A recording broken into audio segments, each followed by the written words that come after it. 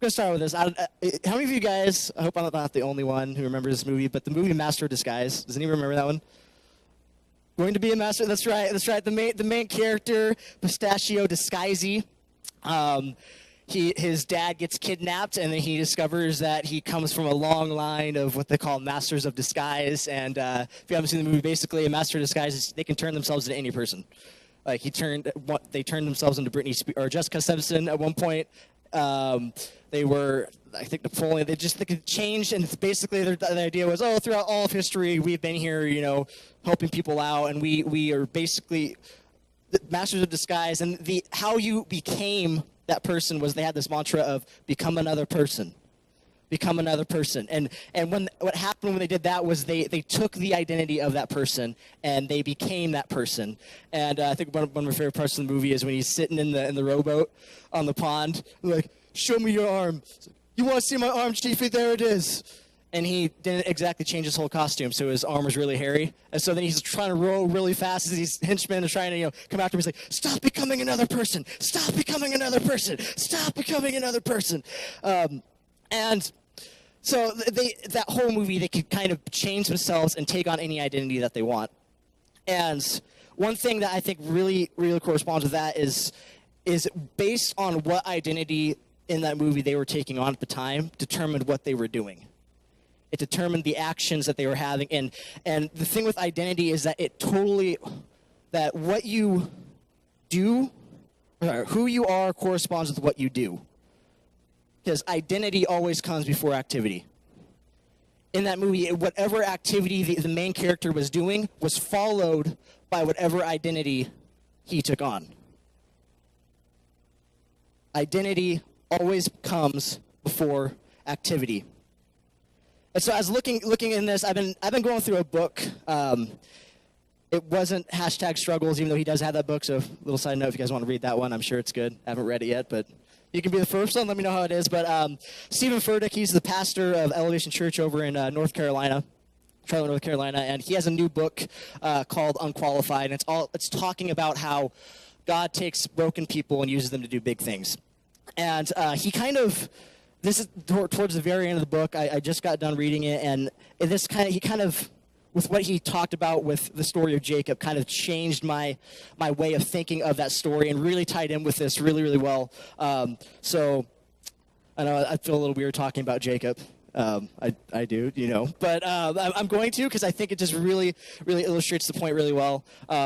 So I'm kind of summarize most of the story, but obviously you guys know the story of Jacob. He has a twin brother named Esau, and from the beginning they were twins and they did not like each other. Even before they were born, they were fighting. They were fighting in the womb, and they had to get him out. And so Esau came out first, but Jacob was right there holding on to the heel. That's what we Jacobs do. We are persistent little buggers. So Esau came out first, and so he was the firstborn son. So in biblical times, what that meant if you were the firstborn is there was two things that you got as the firstborn son. You got the birthright, and you got the blessing. The birthright, what that was a double portion of the inheritance. So you got double what anybody else in the family got. And then the blessing. The blessing was, basically your father saying, "Oh, I bless you, may you be fruitful, multiply," a typical blessing. And the thing is with Esau, especially with Jacob, is he wanted to be Esau. He struggled with that identity of, I want to have this, I want to have the birthright, I want to have the blessing. He wasn't satisfied with where he was because he knew that he wasn't going to get what Esau had. He wanted to be better. He wanted to do better. And I have to sit and wonder too, what it would have been like had the parents been acted differently too. Because I think partially maybe the identity struggle between Jacob was because of the fact that Isaac loved Esau and Rachel loved Jacob. And so as a result, Jacob was the mama's boy, Esau was the outdoors man, the daddy's boy. And, it was kind of, it kind of explains it in the Bible, and it doesn't go too much into detail about it, but I kind of wonder, what did that look like? Was that looked like, Rachel was the only one who really showed Jacob that she cared about him? I don't know. I'm not going to read too much into that because that's just not necessary. But I wonder if if how Rachel and Isaac responded and acted around them was kind of what had to deal with this identity that they had. And so basically, they're living life, and it comes to the point Isaac is getting older, and it is time for he knows he's going to die pretty soon, so he's going to give the blessing and the birthright. But prior to this, remember, Jacob wanted to be Esau. Even just Esau's name is cooler, the meaning of the name. Jacob would mean struck at the heel. It's like, really? Can't come up with anything better than that. But he wanted to be Esau. So prior to this, Esau's out hunting. He comes in. He's really hungry, and Jacob's cooking pizza or stew or something. And Esau comes. He's like, "Hey, give me some of your food. Give me some of your stew." And he's like, "Okay, first you got to give me your birthright." And what does Esau say? He says, "What good is it to me if I'm dead? Here, take it." Takes the food and eats it. So he gave up the double portion of the inheritance right there for just some food. So then coming further into the future, Isaac knows his time is coming to an end, and it is time to give the blessing before he dies. So Isaac, he calls in Esau, says, "Esau, come here." It's like, I'm going to bless you, but before, go out, hunt some wild game, prepare my favorite dish, bring it back to me, and we will eat, and then I will bless you. Well, Rachel, his wife, hears this, and remember, she loves Jacob. So she comes up to Jacob and says, "Hey, your dad is going to bless Esau. But what we're going to do is bring me a goat. Okay, I'm going to kill the goat. We're going to make his favorite meal. He won't notice the difference. And you're going to bring it in." And what does Jacob do? He's like, "Well, but Esau's hairy. I'm not hairy." He's like, "Oh, don't worry. Just we'll take the skin from the goat. We'll put it on your arms. I won't tell the difference. You'll smell like the outdoors. He won't be able to tell he's going blind. He's not going to notice that." So they do this. He brings in he's coming in, and he is bringing the food to his dad. And this is where it picks up right here in Genesis 27, starting 18. It says, "So Jacob took the food to his father. 'My father,' he said. 'Yes, my son,' Isaac answered. 'Who are you, Esau or Jacob?'" Remember, he's going blind, so he wants to make sure this is the right son. I want to bless the right son. As customary, I bless the firstborn son. Jacob replied, "It's Esau, your firstborn son. I've done as you told me. Here is the wild game. Now sit and eat it so you can give me your blessing." Isaac asked, "How did you find it so quickly, my son?" "The Lord your God put it in my path," Jacob replied. So right there, he's like, "Oh, I'm going to get around this as much as I can. I'm going to say that God did it." He pulled the God card. Okay, God did it. It was just meant to be. So then verse 21 says, "Then Isaac said to Jacob, 'Come closer so I can touch you and make sure that you really are Esau.' So Jacob went closer to his father, and Isaac touched him. 'The voice is Jacob's, but the hands are Esau's,' Isaac said. But he did not recognize Jacob because Jacob's hands felt hairy, just like Esau's. So Isaac prepared to bless Jacob. 'But are you really my son Esau?' he asked. 'Yes, I am,' Jacob replied." So after that, Isaac gives up. He's like, "Okay, this has to be my son. You keep telling me you're hairy. You smell like the outdoors. You are totally Esau." So he goes and he blesses Jacob. So then what happens after that is Jacob leaves the tent, and then Esau comes back in. He's like, "Here I am, Father. Here's your meal. Now bless me." And Isaac's like, I already blessed you." He's like, "No, Dad, you didn't. I've been out. You did not bless me." And right then, in that moment, Isaac realizes what happened. He's like, "I must have blessed Jacob then." And in Esau, remember, this is what Esau was obligated to. From tradition, this is what he was obligated to. And so he's like, you have to have something else for me. You have to have some blessing for me. And Isaac says, there's nothing I can do. The blessing's already been passed. There's nothing more I can do. And Esau is enraged with anger. He is just mad.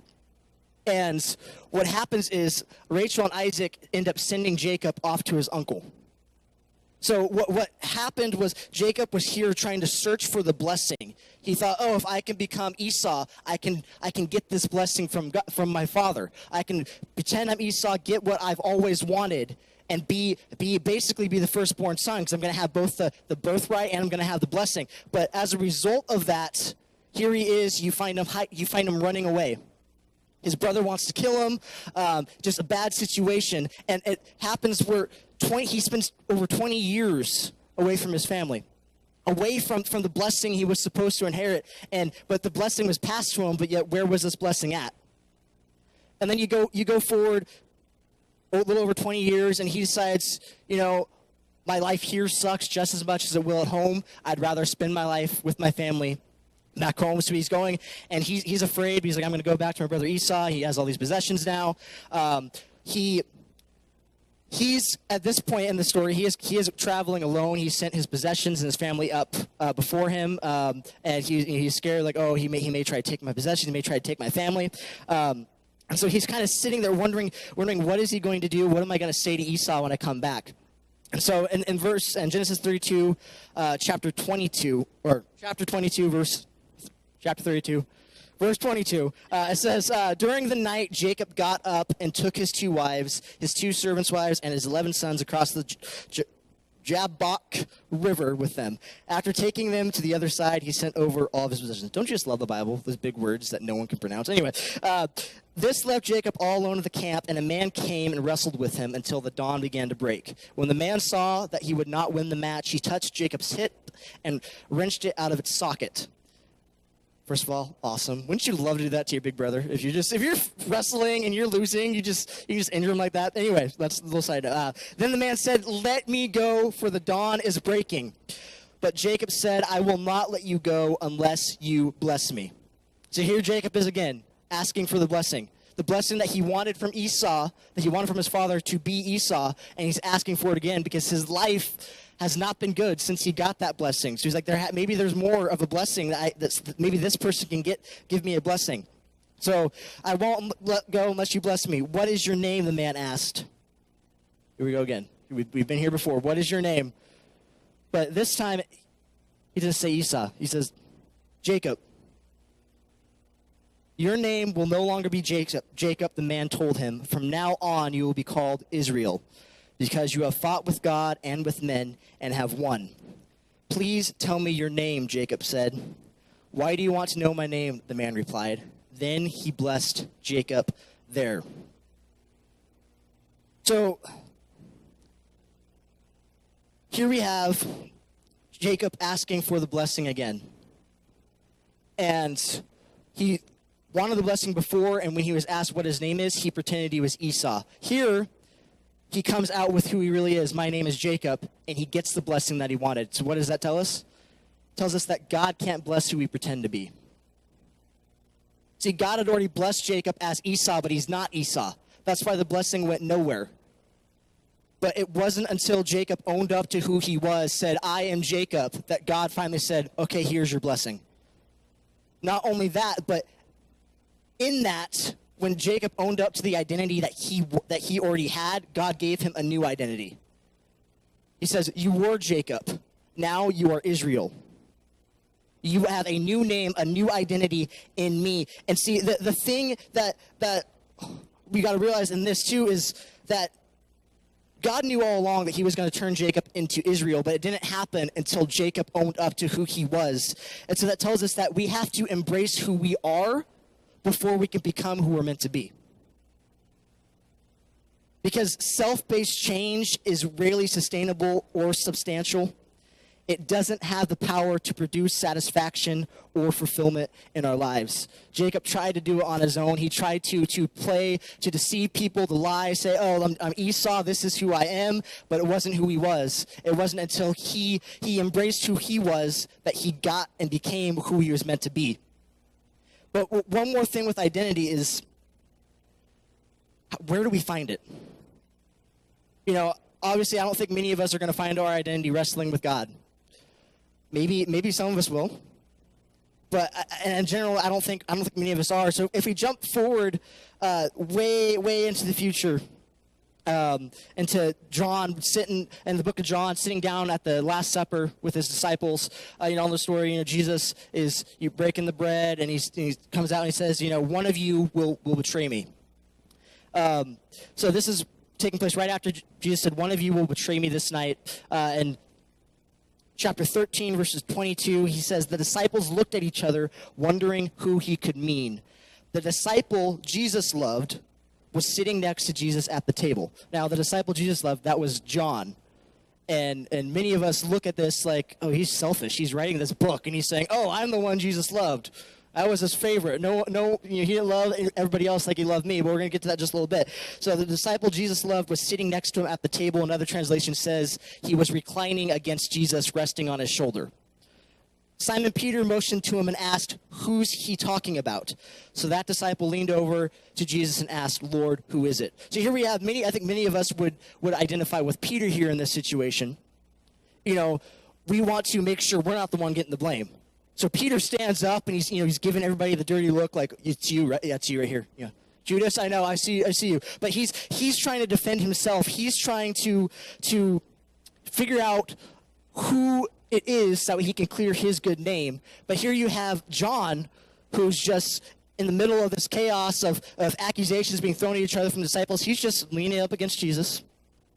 Sitting here, and we look at where, the disciple Jesus loved, that's all throughout the book of John. And we're looking like, why is he saying that? And that's not being said because Jesus loved John more than he loved anybody else, because that's not true. Jesus loves everybody equally. What that tells us is, since John is writing it, is that that's how John identified himself. He identified himself as Jesus, as loved by Jesus. And so he knew that in that moment that there's all this chaos going on, but I'm good right here. I'm good just leaning up against Jesus, because that is his love is what gives me solidity. And you look at Peter trying to defend himself, and who was the one who was sitting at the feet of Jesus on the cross? It was John. Peter's nowhere to be seen. The one who was trying to defend himself, trying to figure out who it was to clear his name, was nowhere to be seen. But the one who identified himself by Jesus' love was the one who was sitting there at the cross. Because the identity that we have is not found in anything we've done or what others have done to us. It's not about what we think about us or what others think about us. Our identity is found in Jesus, and more specifically in his love. It's found in resting in his love, the love that's undeserved and knows no bounds, the love that died for us when we rejected him. And the thing about that is he loves us in the best and in the worst times. And that's how we identify with ourselves. If you go back to the Old Testament real fast, and you're looking at Moses, and he's talking to the burning bush, and God's telling him, oh, I am the same God, the God of Abraham, of Isaac. And you're sitting here, oh, he's going to say Israel next, because God changed Jacob's name to Israel. He's going to say Israel. No, he says, I am the God of Abraham, Isaac, and of Jacob. So God's identifying with the bad side of Jacob, because Israel is who God made him to be now. He transformed him to be, but he's going back to Jacob. And what that tells us is that God is not just the God of your good side, but the bad side too. And, he may give you a new name. He may give you a new identity. But regardless, he's going to love who you identify to be the best. But in order to really, really understand and to take to heart everything we've studied in this 5-week study, is we have to find our identity. We have to reclaim it. Especially the last one, replenishing rest. Where did John find his rest in the New Testament? By resting in Jesus' love. A.W. Pink once said that the greatest mistake made by most of the Lord's people is in hoping to discover in themselves that which is to be found in Christ alone. Because as you understand how God sees you, you will find the freedom and self-confidence that he wants for your life, because it's our relationship with him that gives our lives significance. The closing thought with this whole thing, tie this whole thing together, is that our identity starts with and depends on God's identity. A.W. Tozer said that what comes into our minds when we think about God is the most important thing about us. And I'd love to say that all of us in this room all the time can say we're like John, and what we think about God is that he loves us, and that's what we know, that's what we identify with. But I know I struggle with it sometimes. The idea of no matter what, I'm loved, no matter what. And, we put God in this box, especially with social media. It's so easy to say, oh, I'm going to hype up this story. Because on social media, you can be anybody you want. You can be Batman if you want. There's people who make Batman profiles on Facebook, and they're taking on the identity of Batman. Oh, if Batman was real, this is what he would be. And, that's how it's so easy in the social media world to take on any identity that you want. But the only identity that matters is our identity in Christ. And so to kind of put a lid or a cherry on top of this whole series that we went through, we need to focus on reclaiming our identity. Because the real battle only battle we ever have to win is the one within us. The one that we're fighting with ourselves, of wrestling with who we are. That's the only battle that matters.